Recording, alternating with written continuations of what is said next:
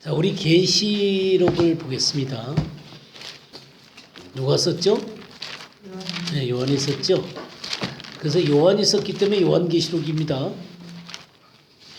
근데 실제적으로는 누구의 계시예요? 예수 그리스도의 계시입니다. 예수 그리스도의 계시.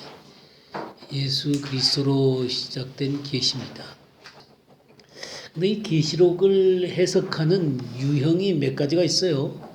한 4가지 정도 이 계시록을 해석하는 유형이 있습니다.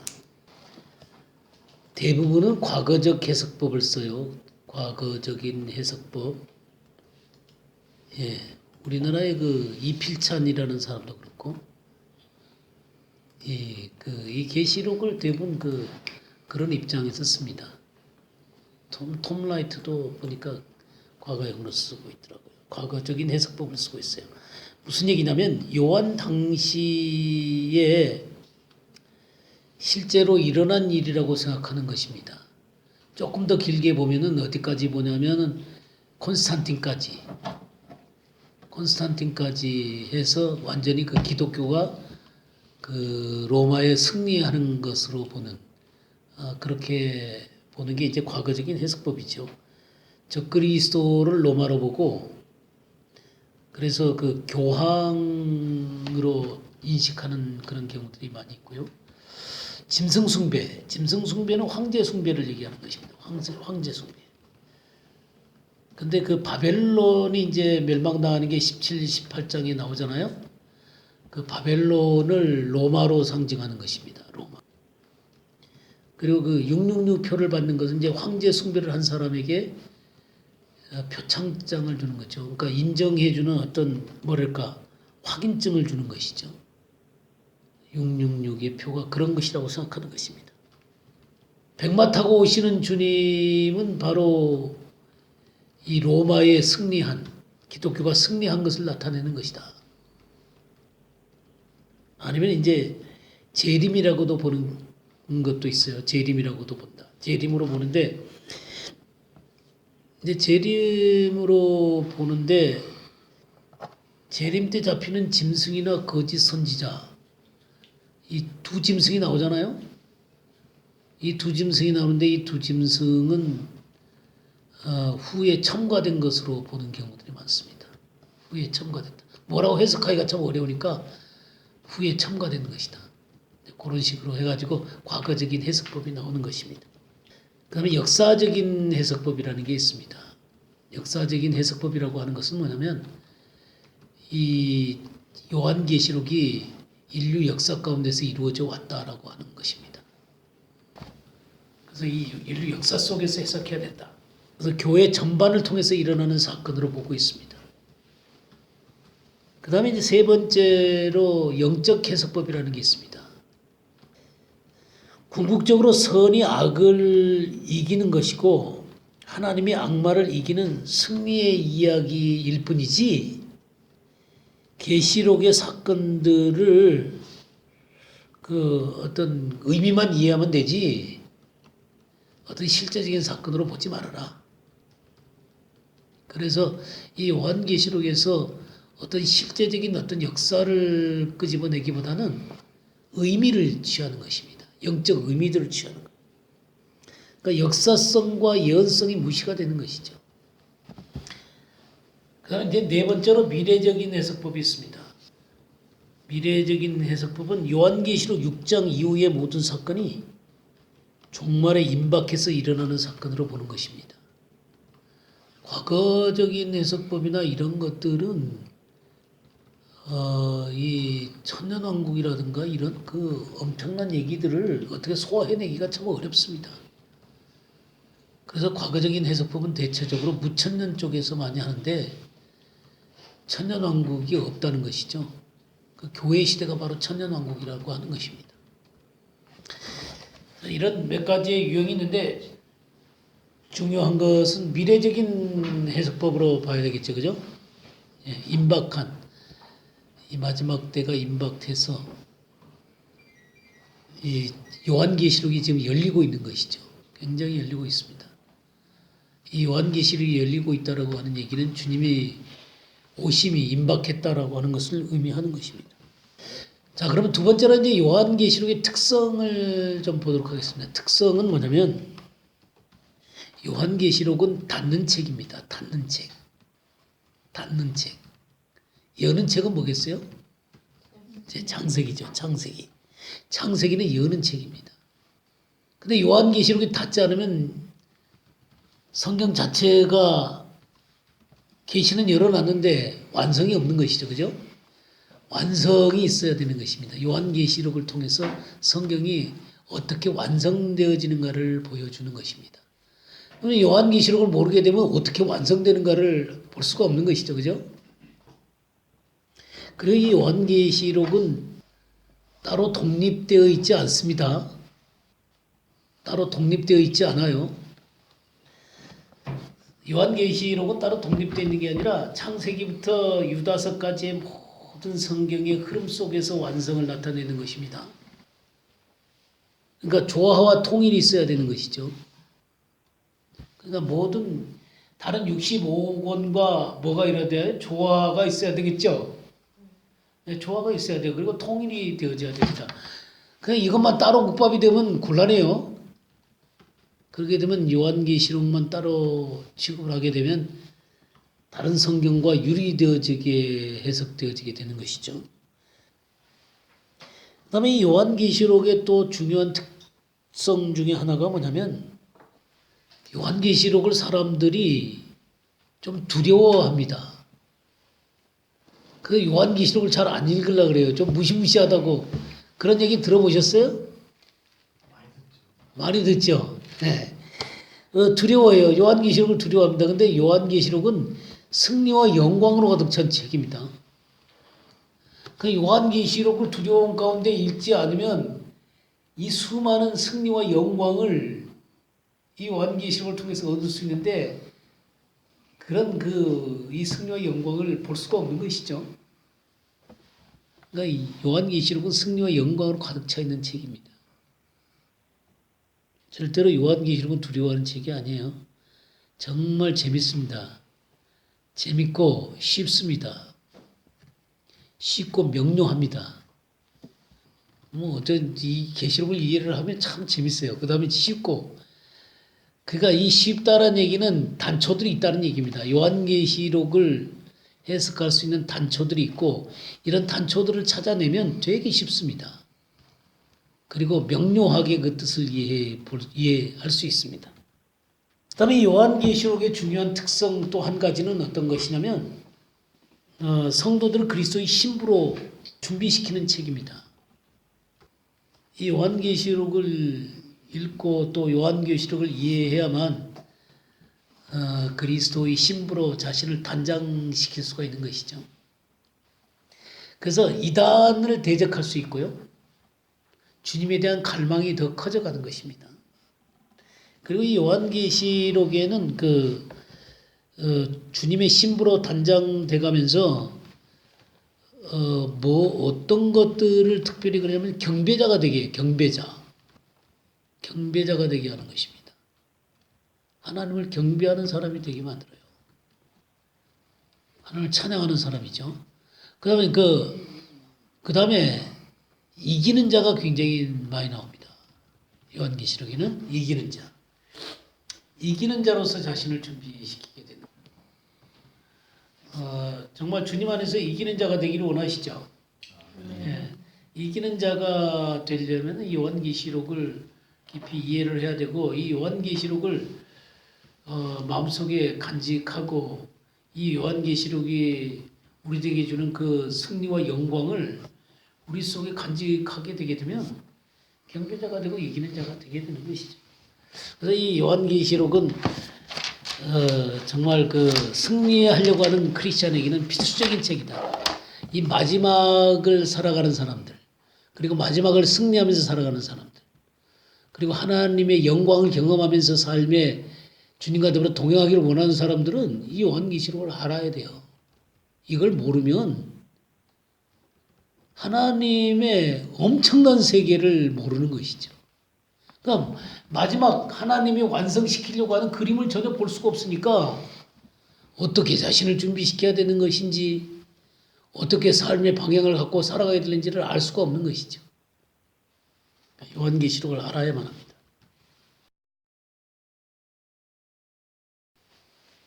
마지막 때가 돼서 주님이 오실 때쯤에서 이 모든 것들이 열리거든요. 그러니까 요한계시록이 지금 굉장히 많이 열려가고 있다라고 하는 얘기는 주님이 임박했다는 것을 나타내고 있는 거예요.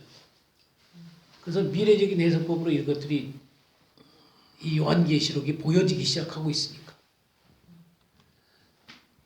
마지막 때가 되면 속도가 사람들이 빠르게 왕래하고 지식이 덜이라고 그랬는데 지금 지식이라고 하는 게 과학이라는 건 더 이상 발전된 과학이 별로 없잖아요. 그러니까 이게 뭐 양자역학까지 나왔으니 이건 이제 더 이상 뭐 발전할 것도 없죠. 그 아까 뭐 양자 컴퓨터 나왔다 그랬는데 이 큐비트 컴퓨터잖아요. 그 3,000년 역사를 10초 만에 전부 다 그냥 그걸 갖다가 입력이 되어지게 된다면 뭐 어마어마한 얘기죠. 그래서 이런 속도 문제나 이런 지식 문제나 이런 것들이 오늘날처럼 이렇게 대단하게 빠르게 가고 또 우주까지 가게 되고 또 이런 그 지식의 분야가 이렇게 넓혀지는 거는 뭐 과거에는 이런 것들이 있을 수가 없죠. 그러니까 요한계시록이 좀 열리는 거예요. 자, 그러면 이 요한계시록을 대하는 중요한 관점들에 대해서 좀 말씀을 드리겠습니다. 관점들. 첫 번째로는 문자적인 해석을 해야 됩니다. 완전한 문자적인 해석은 아닙니다만은 그래도 기본으로 문자적인 해석을 해야만 합니다. 상징적으로 자꾸 해석하려고 하면 안 돼요. 이단이 발생하는 이유가 상징적으로 해석하기 때문에 그러는 거예요. 이거는 이것을 상징하는 거다. 그러다 보니까 그게 모호하잖아요. 그래서 교회나 신학자들이 모호하게 해석하기 때문에 이단들도 지멋대로 그냥 해석하는 거예요. 분명히 이 문자적인 것으로 분명히 보고 이해할 수 있음에도 불구하고 자꾸 상징적으로 보려고 하기 때문에 이게 그 근본적인 의미를 상실해버리고 마는 것입니다. 상징으로 있는 것은 성경 스스로가 밝힙니다. 이 1장 우리 20절 한번 볼까요? 1장 20절. 내가 본 것은 내 오른손에 7별의 비밀과 또 7금 촛대라. 7별은 7교회의 사자요 7촛대는 7교회니라. 예, 이거 비밀이라 그랬잖아요. 이 성경에 이제 요한계시록은 비밀이 4가지가 나오는데 어쨌든 여기 그 촛대와 별과 음녀와 짐승 이런 것들이 전부 다 그 비밀이에요, 비밀. 비밀이란 4가지 비밀이죠. 근데 어쨌든 여기 7별의 비밀과 또 7금 촛대라. 7별은 뭐라 그랬어요? 7교회의 사자다 그랬잖아요. 그죠? 메신저란 말이에요. 그 다음에 7촛대는 7교회니라. 이렇게 그 분명하게 뭐다라는 것들을 보여주고 있다 이 말이에요. 요한계시록 22장 18절에서 19절을 보겠어요. 내가 이 두루마리의 예언의 말씀을 듣는 모든 사람에게 증언하노니 만일 누구든지 이것들 외에 더하면 하나님이 이 두루마리에 기록된 재앙들을 그에게 더하실 것이요 만일 누구든지 이 두루마리의 예언의 말씀에서 제하여 버리면 하나님이 이 두루마리에 기록된 생명나무와 및 거룩한 성에 참여함을 제하여 버리시리라. 예. 이 더하거나 뺄 수 없다라고 하는 사실들을 얘기하거든요. 그러면 상징으로 보게 되면은 굉장히 많은 것이 유실돼 버리고 맙니다. 그러니까 먼저 이 요한계시록을 대할 때 이것이 문자적으로 어떤 의미들을 갖는가부터 이해를 해야 돼요. 그것이 이해가 되어지고 또 그것이 기초가 되어진 상태에서 이것이 어떤 의미들을 갖고 있을까 하는 것들을 그 상징을 생각해 볼 수가 있겠지만 이 기초를 무시해 버리게 되면 그 이 근본적인 내용이 유실돼 버리고 마는 것이죠. 그러니까 요한계시록은 먼저 문자적으로 철저하게 이해되어져야 된다. 또 이해되어질 수 있습니다. 이해되어질 수 있어요. 상징으로 얘기 안 해도 그냥 이 문법적이고 문자적으로 이해가 나아가는 방향 속에서 이 요한계시록이 이해가 되질 수 있습니다. 그러니까 잘못되지 않는 것이죠. 분명하게 내용들을 이해하고 있으니까 이것을 다른 방향으로 상징으로 이끌려고 하려고 하는 사람들의 의도를 차단할 수가 있는 것이죠. 이 근본적인 내용이 드러나니까. 그런 부분에 중요한 관점을, 문자적인 관점을 가지고 있어야 된다. 그다음에 두 번째는 뭐냐면 이 요한계시록을 해석하는 입장이 전천년설 입장입니다. 전천년설 입장.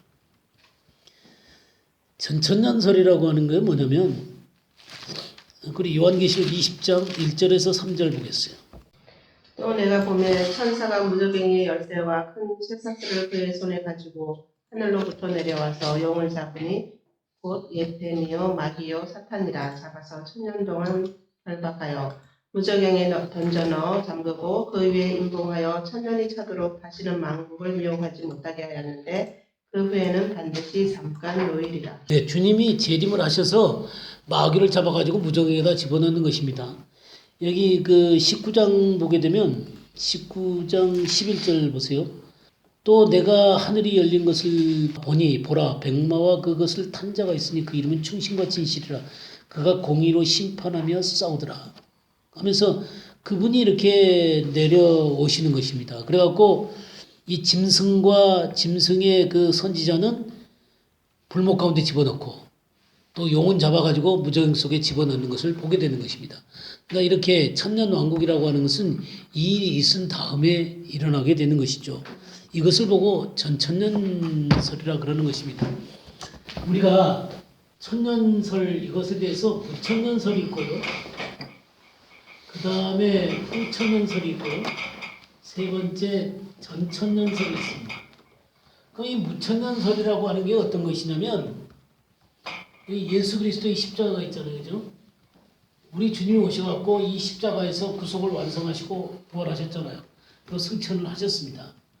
그리고 나서 교회 시대가 있는 것이죠. 교회 시대가 있고 여기 주님의 재림이 있습니다. 이게 초림이잖아요.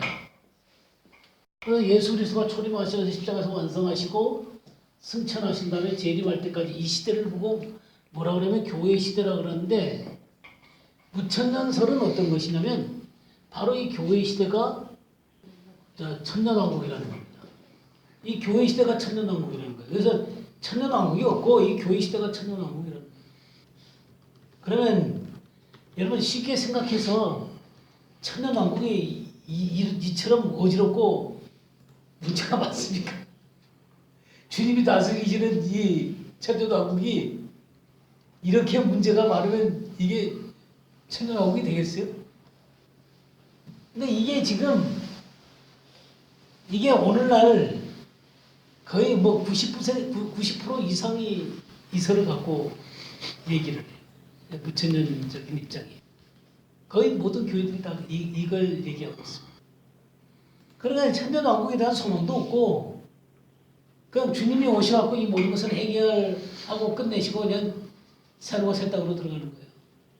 그래서 우리가 지난주에 이 천년왕국 가운데 주님이 완전히 공의롭게 모든 것들을 다스리시고 이스라엘 백성들에게 율법이 시행되어지게 되고 뭐 주님의 그 이 완전한 다스림 가운데 사단은 지금 무저항 가운데 있고 짐승과 거짓 선지자는 그 불목 가운데 들어가 버렸으니까 완전히 주님이 통치하시는 그 영광스러운 통치가 여기서 나타날 수가 없는 것이죠. 천년왕국은 그렇게 돼야 되는데 그게 없는 거예요. 그 후천년설이라고 하는 건 어떤 것이냐면 여기 예수님의 초림이 있잖아요. 그 주님의 재림이 있습니다.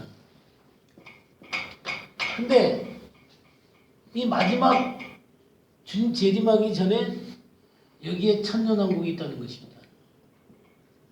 인간 스스로가 천년왕국을 만들고 주님이 재림하신다는 것입니다.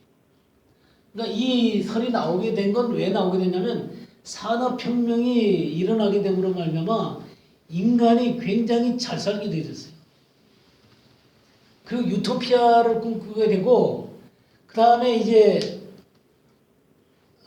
온 세계에 이렇게 마젤란이라든가 또 콜럼버스라든가 이런 사람들이 이 세계를 쫙 탐험을 하게 되고 그러면서 온 세계 가운데서 굉장한 그 많은 보화들을 가지고 온 거예요.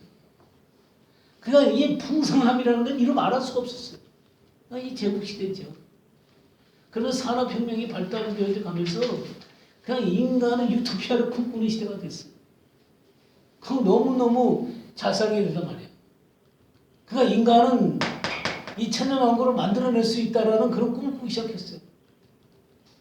근데 이게 제1차 세계대전, 제2차 세계대전을 겪고 나서는 이게 시들어질 수밖에 없네요. 뭐 서로 싸우고 죽이고 그러다 보니까 인간이 그게 아니구나. 이런 것을 만들어낼 수가 없구나라고 하면서 이 후천연설은 그렇게 해서 시들어지게 됐습니다. 이게 후천연설이에요. 그럼 전천연설은 어떤 것이냐면 예수님을 오시고 교회 시대가 있잖아요. 교회 시대가 있고 주님이 재림하시고 그 다음에 천년왕국이 있다는 거예요. 그리고 천년왕국이 있고 여기에 천년왕국 끝에 이제 여기에 뭐가 있어요? 새하늘과 새 땅. 그리고 여기에 뭐가 있냐면 심판이 있는 것이죠. 그러니까 재림하셔갖고 천년왕국이 있고 그 다음에 이 사단이 잠깐 놓여지고 이제 심판이 진행되게 된다면 새하늘과 새 땅으로 진행돼요. 이게 바로 전천년설인 것이에요.